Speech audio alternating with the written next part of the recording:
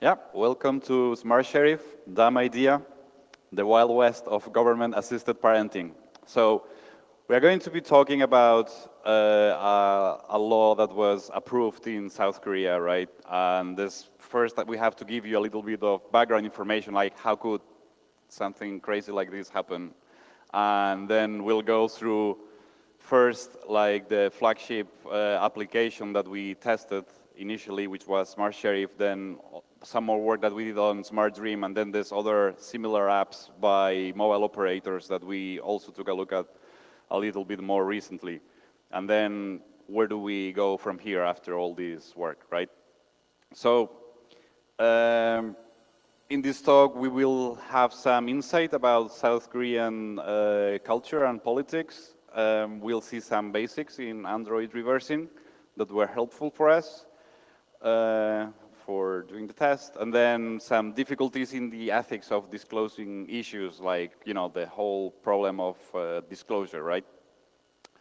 So I'm Abraham, and he's Fabian. We work for Cure53, which is a company in Germany. And I know some of our reports are public, so if you're the kind of person who likes reading pen testing reports or reports, the ones that we can publish are here. So if you're the kind of person who likes reading reports, you can just go there and read reports.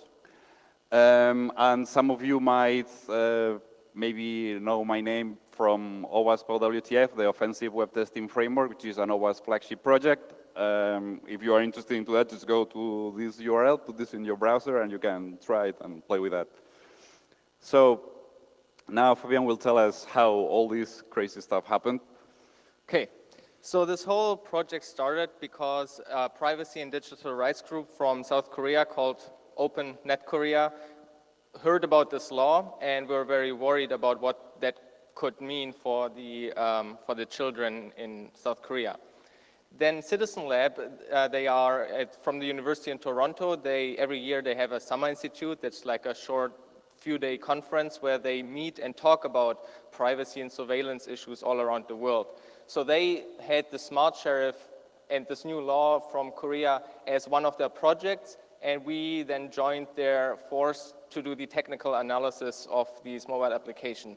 So we did the technical stuff, the reversing, and wrote a report, and Citizen Lab and OpenNet Korea together talked with Moiba, the company, and also with the Korean government. And yeah, so this is all how it started. And part of this research is also funded by the Open Technology Fund. So as we mentioned, the story is from South Korea. So I'm sorry if you were hoping to hear some crazy technical stuff from North Korea. It's this other country. South Korea is an extremely interesting country when it comes to tech stuff, because according to this one survey that I looked for, they have extremely high smartphone usage in their country. If you look at the total population, you are at almost 90%. And this is not true for countries here in Europe. We are barely just scraping like the 70% in some of the countries, or even lower. And if you even look at just the young adults, you are basically at 100% smartphone usage in that country. Everybody has a smartphone. And you can also imagine that a lot of children have very early on already smartphones. It's just a very prominent thing in their culture to have right now. That's also the reason why the Korean government and the general population is very worried about their children. They are scared of cyberbullying and addiction to games and social networks and all this kind of stuff that we are also discussing in the West. And they came up with this new law that they could introduce in the Telecommunication Business Act, which states that the mobile operators have to provide some kind of adult content filtering services if they want to do business with minors. So in late 2014, this law was introduced, but very vague still. Like, what does adult content filtering service mean? How is that technically implemented? No idea.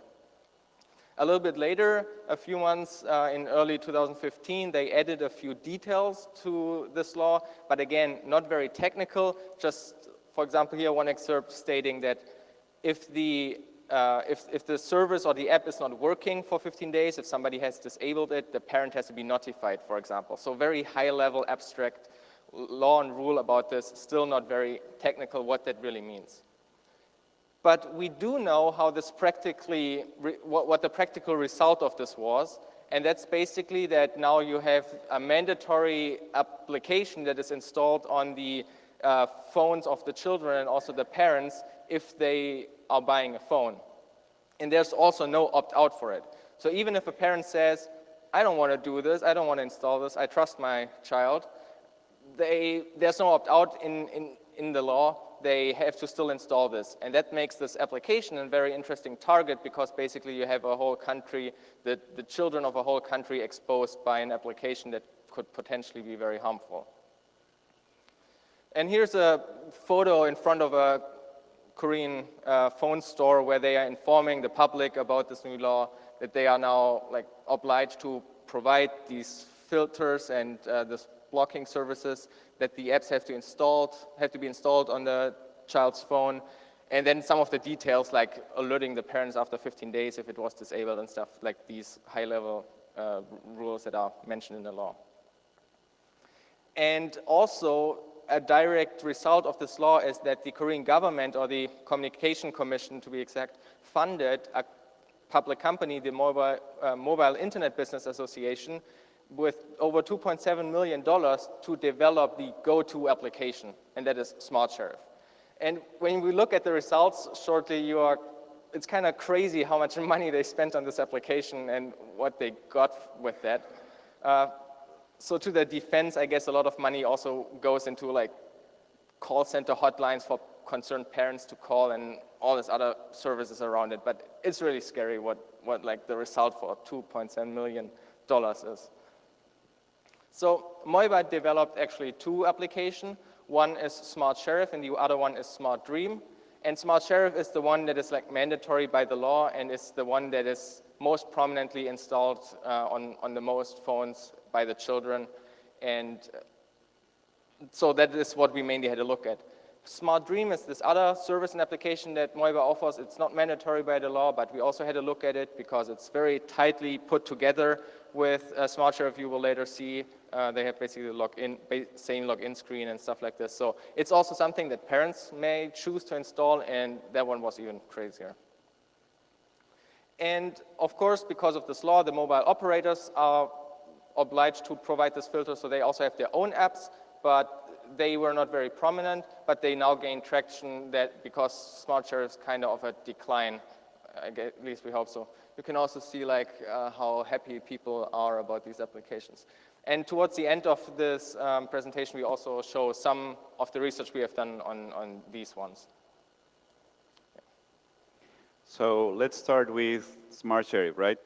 So in Smart Sheriff, we have, so there's two applications, right?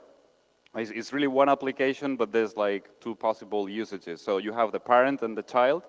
So the child is the one that is going to be monitored and stuff. And so the first time you install the application, you kind of choose how the application is going to be used, if it's going to be used to block and monitor the usage of a child, or if it's going to be the parent, right? And that gives the parent control about certain things that I'm going to explain now, right? So one of the things that the parent can do is, well, you cannot use the phone during class hours, or you cannot use the phone during the night, or things like this, right? So you can deny or allow access at certain times of the day, which is this first tab here. Another thing that you can do is to see all the applications that are installed on the phone, and you can allow or deny access to all those applications. So you can, for example, say, well, you cannot use Skype or whatever because I don't want you to chat with your friends or something like this. So stuff like this is possible. And then there's a third tab that was not fully functional, but we still reviewed the implementation of it, which is the web blocking. So which sites are being visited by the child, and how, if you want to block some of them or something like this, right? So that is basically the functionality for a parent in Smart Sheriff. So now let's compare a little bit the kind of information that these two applications store, right? So we have Smart Sheriff, which is the one that we pen tested first, this one has the association, right? Like which phone number is the phone number of the parent, which phone number is the phone number of the child, and the link between the two. Children's names, children's birthdays. Then we also have like the usage statistics, when is at what times of the day the phone is used, the installed apps, and the time that is browsing or playing games, and the visited or blocked URL. So that is the kind of information in Smart Sheriff. And then Smart Dream is a little bit more scary because it's actually recording the messages that children type. So that's kind of more privacy kind of scary, right? So all the messages that children send with instant messaging to other children and stuff like this, that will be the kind of information that Smart Dream, this other application that we will cover a little bit later, was storing. So now let's talk about the setup challenges, right? Because, I mean, Korean really is a beautiful language, but if you're a European and you are not really into languages, like when you try to test this, you are like, well, I mean, it looks cool, but what is it, right? Like you don't really know like what its button is doing, and to identify like all the attack surface of the application is kind of hard because of the language barrier, right? So one of the things that we had to do was to repackage the application, right? Like, so how many of you have experience like reversing Android applications? Okay, so a few of you, right? So for the ones who are not that familiar, there's this tool that is called APK tool. So you can take the APK, which is the Android application, and you can unpack it into these like intermediate languages. It's called Smiley. And then one of the files is called strings.xml. So what we had to do is just take the file, Google translate it, and then we get like the English version of it. And then we can pack the application again, and we get like the proper like English version of the application so that we know what is going on and what the buttons do. Unfortunately, there were some other challenges, like, I mean, this is cool, but still, there were some pages that were loaded like in a web view. So it is really the website that is returning all the Korean. And in those cases, we had to like intercept the response like with Burp and just Google Translate it and then get it in the application like in English, like the full thing, right? So those were some of the challenges that we faced. And another trick that we did as we unpackaged the application was like to set up some logs, like, well, when is certain functionality being reached? So just log some messages and try like to debug like whereabouts are the things, right? Like the interesting functionality, like how to reach it and stuff like this. So just some help for debugging. So now after all these like preliminaries, we are ready to start. And the first thing that we found was a remote code execution through a web view which was using a JavaScript interface. Now a JavaScript interface is a way to invoke Java from JavaScript, which is an amazing idea. And in all Android versions, Android 2.4 to Android 4.1, it gives you like the ability to execute like arbitrary code, right? Now, so that's the problem, the JavaScript interface, but where is the problem here? Like, why is this exploitable? Anybody?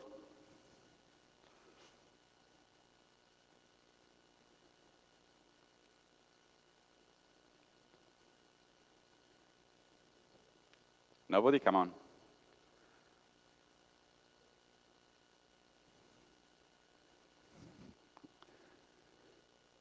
Exactly, yes, HTTP. That's it. Because all this is going in clear text over the network. So if I'm like a bad guy and I'm wearing a mask like this in a cafe in front of the school, right? Like all the children get out of the school and they connect to the free Wi-Fi. And what happens? Like, anybody can change that, right? Like all this traffic that the phones transmit, you know, that goes like from the servers to the phones is all in the clear. So anybody can change that and just get remote code execution on the phone, right? So that was one of the things that we found. And now there were two tests, right? So first, we did the first penetration test. We gave them the report. There was like the whole disclosure process. Then there was a second pen test. So now we're going to look at how they fix this and what we found, right? So the first impression was good, right? Like now we see like HTTPS, so far so good, right? And I mean, this was all okay in principle. But what was really funny is that in Android, like you can override the, you know, like the native APIs, like when you get some SSL errors and stuff. So this is the code. If you get an SSL error, so on received SSL error, proceed, right? So if you get like a self-signed certificate, what can possibly go wrong? Like proceed, right? And if there's any problem with the host name, whatever, just return true, right? So that was like all the logic. So just skip like all SSL warnings, like, you know, just proceed and that's it. So the fix was really not very helpful because like anybody can man in the middle steal all the children and change all the traffic, and there's just no problem. This is going to accept like every wrong certificate ever. So that's really funny. And now this is also very funny. So this is the ciphertext, and this is the clear text. Any guesses about what's going on here? Algorithm? Second? Is really XOR. Right, and then this was, so they have like a static key on the APK, and they simply XOR this static key against the phone, and then you get the ciphertext, and then, because, I mean, it's XOR, it's cool, like you can use it for encryption and decryption, so you have a little bit less work to do. So, yeah, so that's basically what they were doing, and to their credit, there were these null characters here. So maybe like if you run like strings on the APK, maybe you wouldn't get the full key, like it'll be like a little bit weird. So but I mean, it was a Java application, so that's not much help, right? So you can just get the key, the key from the APK, and from there you can encrypt and decrypt like the way the app is doing, and that's it. So now let's look at the improvement in cryptography after the first report. So now we got more crypto, right? Like when you have a problem, you add more crypto to it, and then it's better, right? So they added more crypto. So this is the JSON before. This is what the mobile phone was sending to the server afterwards.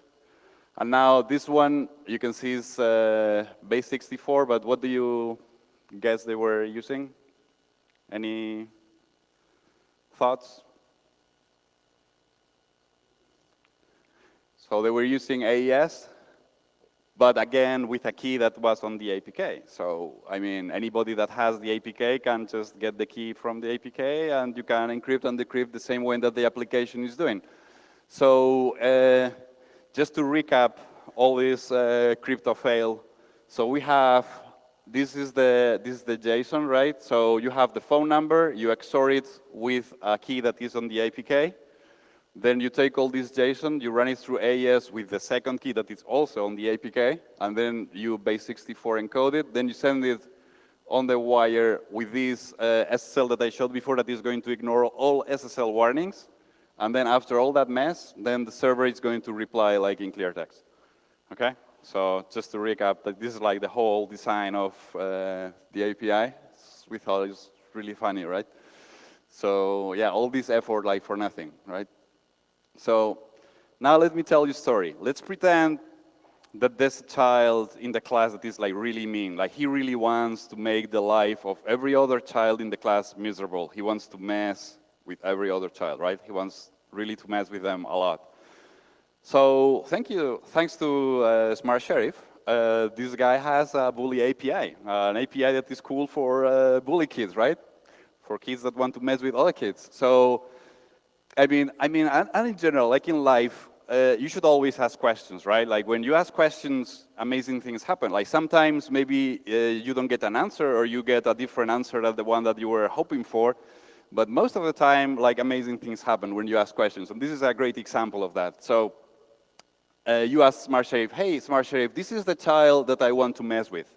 And then the Smart Sheriff API tells you, oh, well, this is the parent phone number. And with that, you can already do like some damage, like as a bully, right? Like to mess with a child, knowing the parent phone number is already like some, you know, there's some damage there. But as a bully, like what you really want is to get to the login interface. And the parent phone number is the username, but come on, like Smart Sheriff, like give me the password, right? Like you can just ask politely, like, can you give me the password as well? And of course, the Smart Sheriff API will also give you the password so that you can like fully log in as the parent. And as I explained at the beginning, what does this give you access to? Well, you can say, well, this child cannot use the phone ever, like, you know, from like all the 24 hours of the day, the phone is blocked, no applications can be used, and all this kind of crap that parents can do, right? So it's really messed. Now, to their credit, the password was encrypted with the XOR thing, but as I explained before, the XOR key is on the APK, so that's really no help. Like anybody can decrypt that, and that's it. So this is technically how it looked like. You can see like we were using this operating system to test this. So we were running this curl command, right? And this is the phone number, which is encrypted with the XOR, and then you get on the reply the parent phone number and the password as well, right? So, and you can see here the phone number with the XOR is this, and then this is the password, and it just decodes to this. So just really funny that you get the parent phone number and the password of the parent, so you get like full access to mess with a child. And because in Korea, like there are so many people using this because it's a mandated app, right? Like it's by law, it's enforced. So there's so many that we can, like we run a script that could like just try numbers at random in South Korea and just, you know, get parents and children and passwords and everything. So yeah, let's run this quick demo. So this is the script running. So you can see here, like we found like a parent, and this is the password of the parent, then this is the child, and this is the parent phone number and the password. And now if we forward a little bit, we can see here that there's like another child has been found, and then you get the parent phone number and the password. It's just such a mess, right? Like you can just get all this parent access to so many children in the country, right? Because, I mean, why not? So this is basically one of the things that we found. Another thing that we found is that you can also, because there's like absolutely no authentication for anything, you can also like fake usage. So you can say, for example, hey, this child, this phone number, this guy is searching for porn, right? And then when this child goes home, he's going to have this tough conversation with his parents, right? Like, why were you searching for this, right? So if you think about it, right, like for the bullies, this is really cool, right? Like to mess with all the children and stuff. So this is a device ID as a session cookie, but even in our report, like when you see, if some of you like read the report, you will see like on the device ID, because it didn't matter, we just had like whatever, or you know, hello or something like this on this parameter. It was like ignored, like just knowing the phone number, you could update a lot of settings and stuff, or fake the usage. So now let's see how they fix this, right? So in the fix basically is, there's not much difference. I mean, at the beginning is, hey, Smart Sheriff, this is the child that I want to mess with, and then still gave you the parent phone number. And then what's the password? And then here there was a small difference. Instead of giving you the password, it was giving us this asterisk, right? Now, in our first report, when we gave like the proof of concept, like when you send a request like this, you get the password and all this, we were using curl, right? So when we changed the user agent to something that was not curl, like, you know, any user agent, then we found like 2 or 3 of the endpoints would still give you the password in clear text. So that was really funny, that change in the user agent, the originally reported attack still worked. Yeah. But they fixed that later, but it was just so funny. And this still worked to fake the usage. Like you can still like impersonate and fake like you know, some child is searching for weird stuff so that he gets in trouble with the parents, so you can still do this kind of stuff. Now, another thing that we found was XSS, and they fixed the one that we originally reported, but just taking a very quick look at the website, we found another one on the second test, and this is really funny because our reports, because are public, they are indexed by Google. So I'm going to show now a demo now. If we search for this domain, because the XSS has been indexed by Google because our reports are public, if you search like by the domain and you click on the link of the proof of concept that was in the report, like you can see like Google has indexed the XSS, so still works. It's just like you have really like fucked up when, you know, some pentest report is public and the proof of concept still work and stuff, right? And this is like on the source, like the injection point where, you know, just closing the function and doing the alert in there and some just valid JavaScript. It's just so funny when you think about it, right? Like, still works and stuff. Okay, so this is a section that we called "Why Not?" because like we were like so in shock, like it was so broken, like we were like, well, why not? I mean, you can do it like that. So this is like, why not? Like Tomcat 6.029, which was released in 2009. I mean, why not use this for a mandated government application that is supposed to protect children? I mean, why not? You can do that if you want, right? So released 7 years ago, that's it. Another funny thing was this filter for the web filtering. So if it starts with HTTP and does not contain Moiba, then you know, then it's if it contains this, it's allowed, right? So you can just add a fake parameter containing this, and you can access any website. So you go like blog.com, and then you add like blah, and then, you know, just make sure that it contains this, and, you know, and then it bypasses the filter. It was, you know, so broken. Other thing is, in Android you have like these different like storage for the application, right? Like the internal storage of an application is something that is like protected by the Android permissions. Other applications cannot read there, but they were taking the database that was in this like secure storage, and they were storing it on the SD card. So you can just punch a child on the face and get the SD card off the phone, and you got like the database, you know, or other malicious apps like running on the phone can read that from the SD card as well. So it was just all messed up. Another funny thing was they were using unlicensed fonts. So you can see here, this font is made with the trial version of Font Creator. You may not use this font for commercial purposes, right? So you have like these people who like applied to get like a government grant, right? And deploy like all these applications to defend children and stuff using unlicensed fonts as well. So it's just funny. Then, you know, development and debugging snippets everywhere, like test directory, AAA directory, lots of like crap everywhere. We had like, there was one of the URLs was revealing like internal paths to stuff. We also had like test phone numbers, test passwords. So just in summary, like a big pile of poo, right? We had like XSS leaking personal data over the API, no authentication, no transport security, ignoring SSL warnings on the second round, even a SQL injection inside of the mobile app, and just don't take a word for it. Like in this case, this is a report that we could publish, so you just to take a look at the reports and it's all there. Like just, you know, just take a look. So now Fabian will tell us what happened afterwards with the disclosure of the first and the second report. So as mentioned earlier, we did like the technical part, and Citizen Lab and OpenNet Korea did all the disclosure with Moiba and talking to the government.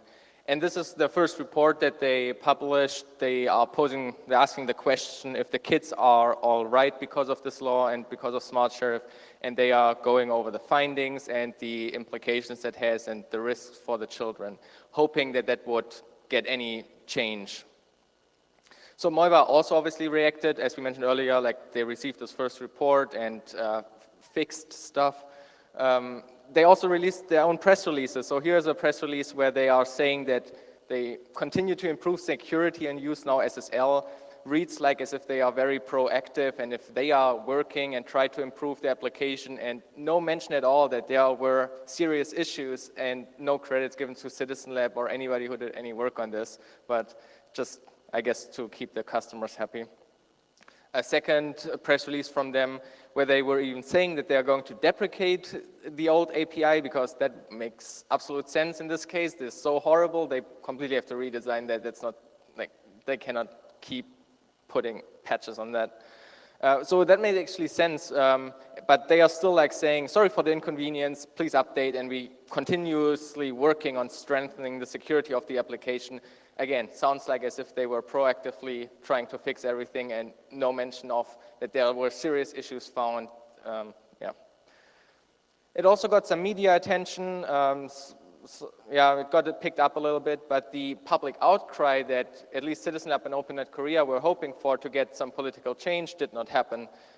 People were writing some articles about, but yeah, they basically just ignored it and just hoped to wait it out.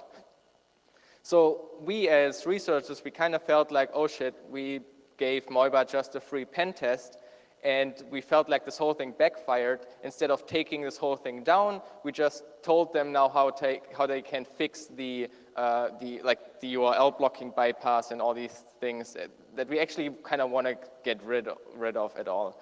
So we just it felt to us like we were just helping improving a surveillance app that we really didn't like and we wanted to get rid of. So then we had the second round where we showed that they basically didn't fix anything, and the things they fixed wrong.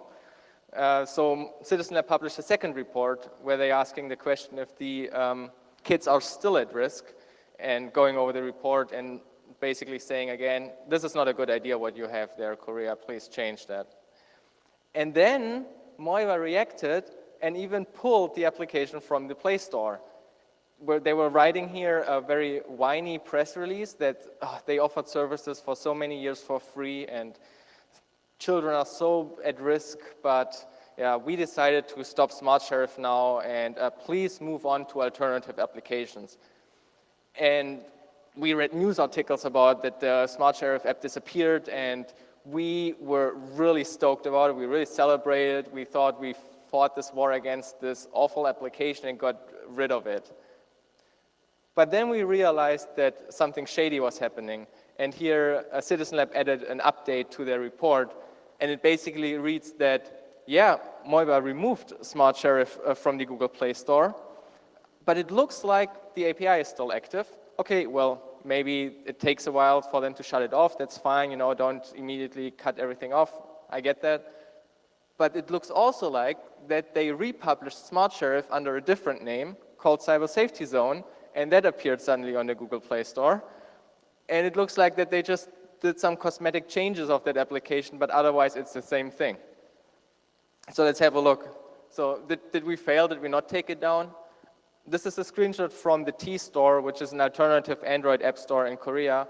And you can see that the name changed. It's not called Smart Sheriff anymore. It's called Cyber Relief or Cyber Safety Zone, depending on how Google Translate feels that day. And yeah, different application logo. The hat that it had previously is missing. But the screenshots look awfully close like Smart Sheriff looked like. So let's try to find the difference between Smart Sheriff and Cyber Safety Zone. So you can see like the logo change, it's now green, and some minor text changes here, but otherwise it's clearly the same thing. So they just rebranded this whole thing. Also, while preparing for this talk, I obviously visited the Moiba website a lot, and it turns out that suddenly this old website disappeared. So the old hat logo they had, their Smart Sheriff branding, suddenly was not there anymore, and this is how their new website looked like. So different logo now, different texts. Again, like same as the app, try to hide the issues, get rid of the name, probably stop people from associating Moiba with this awful app Smart Sheriff, but this new application, Cyber Safety Zone. To their credit, there is one latest press release here from the beginning of this year where they increased the password from 4 digits to, I think, 6 or 9 digits. So at least there's that. And here you can now see they also offer a web interface for the new Smart Sheriff, the Cyber Safety Zone. And as you can see, it's also basically the exact same thing. You can do the time management, so restricting the usage for certain times for the child. You have the app management, where you can see the installed apps and deny access to them. And you have also the website management, where you can block certain applications and so forth. So to summarize this, Smart Sheriff and Cyber Safety Zone are the same thing. Moiba never deprecated the API, even though they said this in their press release. They renamed the application, and I guess just to hide the bad press when you Google for it, and now they are just trying to hide and wait out all these issues. But also what with Smart Sheriff, because that was wondering as what is up with this application. With Smart Sheriff is that bad? How awful could Smart Dream be? And because now also they offer this web login, you can see that Smart Dream here on the right and Smart Sheriff is very close together. Like this is, when you click on login, this is coming up, both fields. And in fact, they are basically a login into the same backend as, I guess, just for non-techie people to make it clear that where they can log in. So let's have a look at Smart Dream. As mentioned earlier, it's not mandatory by the law, but still could be installed by the parents, and we also wanted to have a look at that. So it also comes in two modes, the parent mode and the child mode. And on the parent mode, you can then see the logged messages from your child, like the SMS and KakaoTalk messages, if they contain a harmful word. And on the child mode, it basically just installs itself as, for monitoring purposes, and is monitoring the SMS and the KakaoTalk messages. Two interesting things here, which are very clever, actually. So first of all, how do they get access to KakaoTalk, which is a third-party application and an instant messenger very popular in Korea? How do they get those messages, the child types? They install themselves, or they request the special accessibility permissions on Android. So what you would use if you would develop a text-to-speech application or like an external Braille keyboard or something like this for disabled people, they abuse that to get access to the text areas in this third-party application, so it's super clever. And they not only use that for KakaoTalk, but also the Google searches the child types into the Google search widget.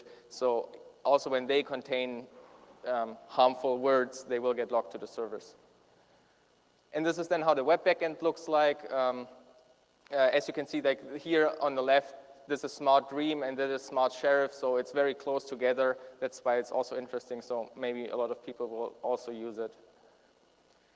Here's a view of the parent app. You can see here 2 logged SMS messages, 2 test messages. And also you can here see the web backend, which is basically the same thing. Also you can see like the logged SMS messages for your child. So first of all, who's a web security guy and can guess why the H1 is so much bigger than the other text? It's pretty obvious. Obviously, there's also an XSS issue on their parental interface. Again, like Smart Sheriff, you can push fake things to the API by just like, there is no authentication for that. So you can just like in a big grand scheme access all the parents using this application by just pushing fake SMS with an XSS payload. Or you message an XSS payload to your friend and include an insult, and then it gets locked and you access as the parent. And also you can see like all this stuff is also happening not over SSL, and, whatever. A funny thing also is when you register an account, they have this SMS authentication, so you need a Korean number they try to send an SMS to, but they implemented this check in JavaScript, so you can just like bypass that form. They fixed that, but if you install if you use the app directly in the API directly, you can still register an account, so like they also don't get that right. But the really scary thing is that Smart Dream, at least at the time when I tested this a couple of months ago, they had stored over 700,000 messages from children and from over 55,000 registered children. And I know this number because when I was testing, I saw that my identifier was just incrementing by one, and then I just tried the API and see if I request a different message with a different ID, if I can get that. And so, as it turns out, you can just write a script and just enumerate all the child IDs and their messages and just dump all the stored messages on the service. To protect the privacy here, those are just random Korean characters. I replaced every Korean character with something else. But this is how it would basically look like if you let the script run. Also, Smart Dream tries to tag each SMS with if it's like violence or assault or threat or kill, like depending on the harmful word they are logging, they try to give, could be slang or whatever that the parents don't understand, so they provide some tagging for it, so for parents to see what's happening there. But yeah, that's just scary. Now let's have a look at what exactly they log, because what does harmful message mean or harmful words mean? So this is probably the most offensive slide in our presentation, because these are the over 1,000 harmful words that are monitored by Smart Dream.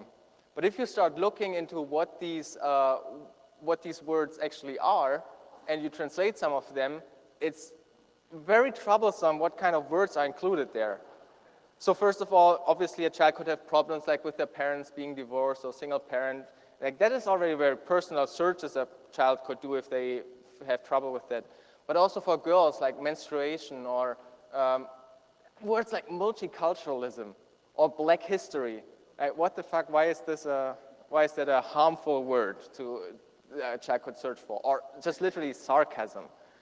Or guy, so the term like I like this guy or I like this girl or something like this. All this dating is all like logged by the parent. This is definitely not harmful, and I think there's a good case of saying this is a very big invasion of privacy for the children. So all this kind of stuff gets logged. So now a little bit funny story on how, so I wrote this up as a report. Citizen Lab then got in contact with Moiba, and to their credit, Moiba really changed. So they went through all these phases of a vendor receiving a report for the first time. First they were in denial, then they were angry and threatened you with legal reasons, but now they accept it and actually work with you. So the response of this new report that we sent them was actually, hey, look, this is how we intend to fix all your issues. Can you comment on this? Is this a good plan? So this is like the sent issue and how they wanted to fix it. So the lack of authentication that you can just like request all those messages, their proposed fix was, let's encrypt important parameters with AES. And we have seen with Smart Dream how they implement AES. I don't understand. Then they had a hard-coded API key that you had to use if you do all these requests. Not really that big of an issue, I guess. But ideally, that would also be coupled with the authentication, like a proper API key per user. Their fix was, let's put the API key as a first step. Let's put the API key into the binary, because then it's harder to get to it, maybe. I don't know what the logic is. You can still intercept the request and see the API key, or you just look into the binary. It's like not that big of an issue. But there's a second step. Eventually, they want to get each user their own key. And depending on how that is implemented, that may even solve the authentication issue. So let's see how that will go. And then with the XSS of the messages, they were suggesting they could escape and replace special characters before they send it to the server. That doesn't make any sense. Like if I can just send this request directly, I don't have to remove those characters and just do it there. So it's just not the best practice how to fix XSS. You filter the output where you, depending on the context where you place the output, right? And not in the application before you send it to the server. It just shows how Moiba is a not very advanced developer, I would say, and their quality of software is horrible. And it's scary that they spent those many millions on these applications. So Smart Dream is also just a big pile of poo. You have XSS, you have no SSL, lack of authentication authorization. You can access all the stored messages and Google searches with the API, and that's just really sad. So, but let's have also now a quick look at the alternative applications, because as you have seen, like Moiba reacted, more and more news is out there. So Smart Sheriff is maybe on a decline, I don't know, but I hope so. At least the alternative applications now get more popular. And the mobile operators, when you buy a phone from them or with them, they are now promoting their own application. So these are the 3 alternative applications. It turns out that 2 of them are actually just developed by a third-party company called Plantinet, and they are just like rebranding the design and the logo to match their mobile operator stuff.